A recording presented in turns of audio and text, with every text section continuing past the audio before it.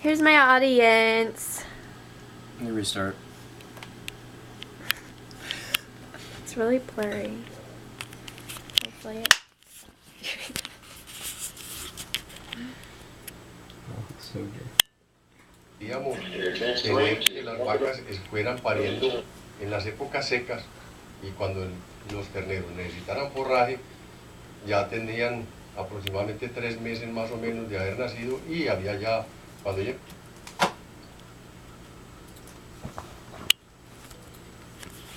Okay, I'm Alicia Nickerson, and if you are anything like me, you had no idea what that guy was just saying. And that's a prime example of something called language barriers, which are increasingly common in the workplace, which is what I'm going to talk to you about today. So first off, why should you listen to me? Well, I have experience. I worked in retail, and not only were there language barriers within the fellow employees, there were also language barriers within clients, and those are two different areas which I'm going to talk to you about. And I also have done a lot of research, and I'm going to give you guys some stats and kind of talk about different people that have different takes on how to approach and how to fix language barriers within the workplace. So if your company has communication issues, it's probably because of something like language barriers. And it can cost you productivity as well as money, and that's not good for any company and any business.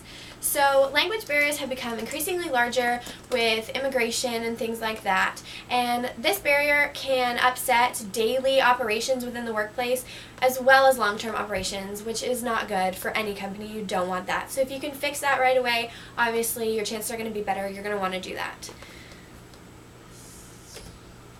Okay, this also affects every company in every workplace. It can affect on all different levels, employees, clients, bosses, any level, whatever. It affects everyone, so you're really going to want to know how to take care of this. So Cheryl Hamilton in Communicating for Results talks about interpreting a message and how 31% of it is vocal, where that isn't the majority. It is a big part of it, and if you don't understand the verbal part of the message, even knowing the visual and the vocal, you're not going to really understand what they're trying to say. You're not going to have effective communication, so you need all parts of this. So verbal is a very important part, which language barriers kind of takes away. Also, everyone wants to succeed within your business, and language barriers are going to affect that.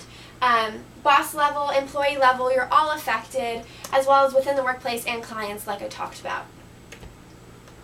So kind of to give you a more broad look on language barriers, how it does affect kind of everyone, is even in things like construction, death rate in construction accidents. Peter Rosmeyer in Working Immigrants actually talked about how Hispanics have a higher death rate in construction accidents than other types of races, and that's just kind of because language barriers increase safety hazards. They don't really understand your effective communication, and it kind of goes to show how inefficient communication can lead to something even like death.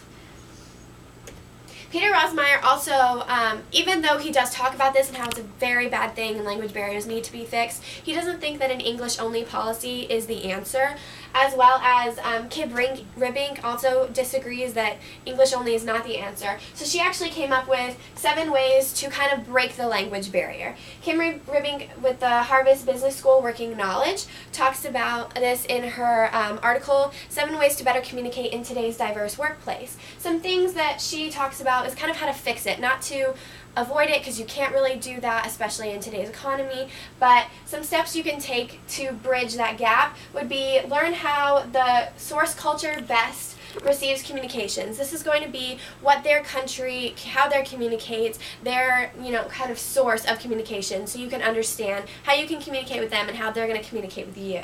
You're also going to want to train all your employees, not just the international ones, which kind of talks about this, and you're also going to want to train the international ones early and often to kind of just straight on, just tell them how the communication works, make sure you're totally on the same page. And then you're also going to want to assign mentors and take care of the spouses. Families are extremely important. You're going to want to communicate with everyone within the family to totally make sure that you have effective communication within your workplace, because it's just going to make it a better place to work. And you're also going to want to practice open door communication, but you're going to want to do this carefully.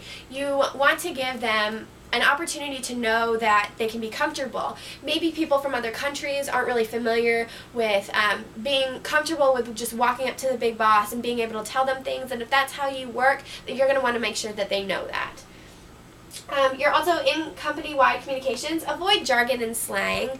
You're not going to really want to use words that can be interpreted in different ways. You're going to want to make sure to use just very straightforward words, because things in different cultures can mean different. So you're also going to want to play by the rules and stick to business. You're going to want to stick to both of these things because you don't want to, get any confusion. You just want to make sure that they know how your company works. You're going to want to play by those rules the whole time. Make sure no one's confused. If you stick to one thing, then there's no room for kind of flexibility and confusion. Everyone knows what you're talking about at all times. Are there other ways to bridge these gaps of language barriers? Of course there are. These were just 7 steps that Kim Rubink talked about doing maybe one effort to kind of bridge these gaps. There are many other ways you can do it. This is just one example. So why should you take these steps?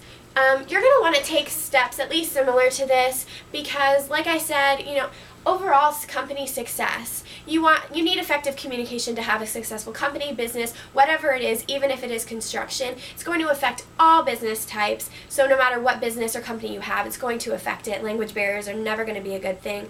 It's going to ensure efficient communication. If you take these steps, there's no way that communication will be misinterpreted. You're always going to get the message out there in the right way every time. And it's also going to increase money for companies. Every company likes that. It's always a good thing. And just overall success. So that's why you should take at least similar steps to this in bridging language barriers. Never want them. Thank you.